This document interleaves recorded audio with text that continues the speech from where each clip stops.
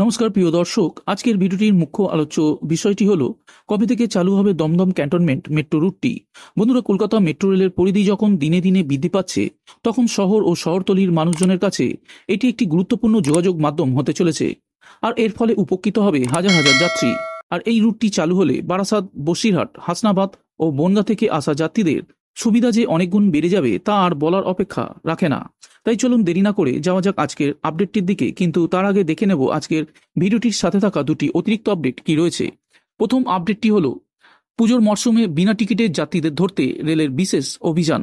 উৎসবের মরশুমে বিনা টিকিটের যাত্রী ধরতে সারা দেশে অক্টোবর এবং নভেম্বর মাসে বিশেষ অভিযানে নামছে রেল। উৎসবের মরশুমে বহু মানুষ আত্মীয় পরিজনের কাছে ফিরতে ট্রেনে সফর করেন। অনেকে উৎসব উপলক্ষে ওই সময়কে বেড়াতে যাওয়ার জন্য বেছে নেন। স্বল্প দূরত্বে অসংরক্ষিত শ্রেণীতেও যাত্রী সংখ্যা ওই সময় বহুগুণ বেড়ে যায়। উৎসবের ভিড় সামাল দিতে রেলকে বহু অতিরিক্ত ট্রেন চালাতে হয়। প্রতি বছর দুর্গাপুজোর সময় থেকে দীপাবলি এবং ছট পুজো পর্যন্ত রেলের যাত্রীর বিপুল চাপ থাকে। উত্তর, পশ্চিম এবং পূর্ব ভারতে ওই সময় সব ধরনের ট্রেনে যাত্রী সংখ্যা বহুগুণ বৃদ্ধি পায়। সে কথা মাথায় রেখেই গত সেপ্টেম্বর মাসে রেল বোর্ডের পক্ষ থেকে দেশের সবকটি জনে বিনা টিকিটের যাত্রীর বিরুদ্ধে বিশেষ অভিযান চালানোর নির্দেশ দেওয়া হয়েছে। অক্টোবর এবং নভেম্বর মাসে দু দফায় ওই অভিযান চালানোর কথা বলা হয়েছে।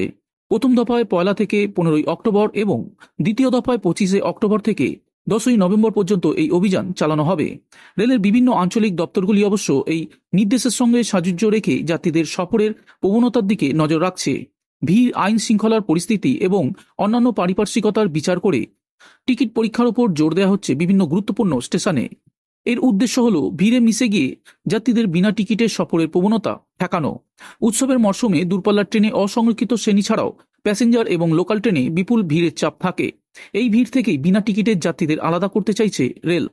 এ প্রসঙ্গে এক আধিকারিক বলেন, বিনা টিকিটের যাত্রীদের বিরুদ্ধে ব্যবস্থা নিতে পারলে জরিমানা থেকে রেলের নিশ্চিতভাবে আয় বাড়বে। তবে তার পাশাপাশি ওই যাত্রীদের বিরুদ্ধে কঠোর অবস্থান নিয়ে তাদের সফর ঠেকাতে পারলে বৈধ টিকিট কেটে যাওয়া যাত্রীদের জন্য সফর নিশ্চিত করা যায়। বন্ধুরা, এরপর আজকের ভিডিওর দ্বিতীয় আপডেটটি হলো এবার দিল্লি থেকে কাশ্মীর মাত্র এক রাতেই, তাও আবার বন্দে ভারতে চড়ে।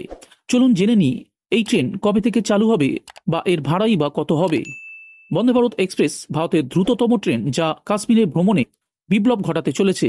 এই উচ্চগতির ট্রেনটি কাশ্মীর ভ্রমণের সময় উল্লেখযোগ্যভাবে হ্রাস করবে বলে আশা করা হচ্ছে। পর্যটকদের জন্য এর থেকে খুশির খবর আর কি হতে পারে। বন্দে ভারত এক্সপ্রেস ঐতিহ্যবাহী ট্রেনের তুলনায় বেশ কিছু সুবিধা দেয়, যার ফলে যাত্রীদের কাছে বিশেষ পছন্দের এই ট্রেনটি। এই ট্রেনে পেয়ে যাবেন আরামদায়ক আসন, এয়ার কন্ডিশনার, বায়ো টয়লেট এবং ওয়াইফাই এর মতন আধুনিক সুযোগ সুবিধা। ট্রেনের অ্যারোডাইনামিক ডিজাইন এবং শক্তিশালী ইঞ্জিন এটিকে 160 কিলোমিটার প্রতি ঘন্টার গতিতে পৌঁছে দেয়, যা ভ্রমণের সময়কে কয়েক ঘন্টা কমিয়ে দেয়। কাশ্মীরে বন্দে ভারত এক্সপ্রেসের প্রত্যাবর্তন পর্যটনকে আরও কয়েক গুণ বাড়িয়ে দেবে বলে আশা করা হচ্ছে। দ্রুত ভ্রমণের জন্য এই ট্রেনটি একেবারেই উপযুক্ত। এটি অবসর ভ্রমণকারীদের জন্য আরও আকর্ষণীয় গন্তব্যে পরিণত হবে। এছাড়াও ট্রেনটি কাশ্মীর এবং ভারতের অন্যান্য অংশের মধ্যে সংযোগ উন্নত করবে। বন্দে ভারত এক্সপ্রেস ভারতের রেলওয়ে কাঠামো উন্নয়নে একটি উল্লেখযোগ্য মাইলফলক। নাগরিকদের আধুনিক, দক্ষ এবং আরামদায়ক পরিবহন পরিষেবা প্রদানে প্রতিশ্রুতির প্রতিনিধিত্ব করে। এছাড়াও কাশ্মীরে এই ট্রেনের প্রত্যাবর্তন অর্থনীতি এবং পর্যটন শিল্পে ইতিবাচক প্রভাব ফেলবে। ভারতীয় রেল বন্দে ভারত এক্সপ্রেসের নতুন এই সংস্করণ আনছে খুব শীঘ্রই। বন্দে ভারত এক্সপ্রেসের স্লিপার ট্রেন পাচ্ছে জম্মু ও কাশ্মীর। ট্রেনটি চলবে দিল্লি ও শ্রীনগরের মধ্যে। ট্রেনটি চালাবে উত্তর রেল। রেলের এক আধিকারিক এ বিষয়ে সংবাদ মাধ্যমকে জানিয়েছেন, ট্রেনটি চলবে দিল্লি ও জম্মু কাশ্মীরের রাজধানীর মধ্যে। নয়াদিল্লি শ্রীনগর বন্দে ভারত পাড়ি দেবে 800 কিলোমিটার। বন্দে ভারতের এই দূরত্ব অতিক্রম করতে সময় লাগবে মাত্র 13 ঘন্টারও কম সময়। দিল্লি থেকে এই ট্রেনটি ছাড়বে সন্ধ্যে 7টায়, শ্রীনগরে পৌঁছাবে সকাল 8টায়। ট্রেনটি থামবে আম্বালা জংশন, লুধিয়ানা জংশন, কাঠুয়া, জম্মু তাওয়াই, কাটরা, সঙ্গলদান ও বানিহাল। এই সফরে থাকছে 3 ধরনের ব্যবস্থা। এগুলি হলো এসি 3 টায়ার, এসি 2 টায়ার ও এসি ফার্স্ট ক্লাস। আগামী বছর চালু হয়ে যাবে এই ট্রেনটি।